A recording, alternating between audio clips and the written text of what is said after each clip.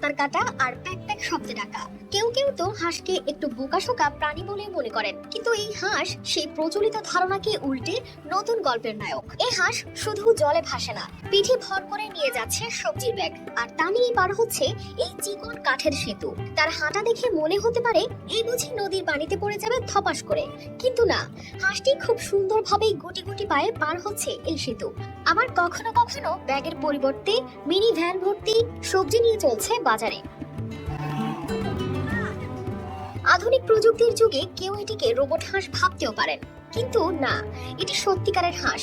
গুজো প্রদেশের জিনপিং শহরের শিয়াওমাই ইয়াং এর জীবনে এই হাঁসটি শুধু একটি পোষা প্রাণী নয়, বরং একজন বিশ্বস্ত সহকারী। প্রায় 3 বছর আগে হাঁসটিকে কিনেছিলেন তিনি। তখন তিনি জানতেন না যে এটি শুধু পোষা প্রাণী নয়, বরং তার জীবনের অন্যতম ভরসা হয়ে উঠবে। কিন্তু কিভাবে সম্ভব হলো এমনটা? হাঁসটি প্রথমে খুব ভীতু ছিল। যখন তাকে গাড়ি টানানোর জন্য প্রশিক্ষণ দিতে চেয়েছিলেন তার মালিক, এটি ভয়ে নদীর ধারে পালিয়ে যেত, এমনকি সেখান থেকে সাঁতরে নদীর মাঝেও চলে যেত। কিন্তু তার মালিক হাল ছাড়েননি। 6 মাস সময় নিয়ে ধৈর্য ও ভালোবাসা দিয়ে হাঁসটিকে ধীরে ধীরে কাজ শেখান।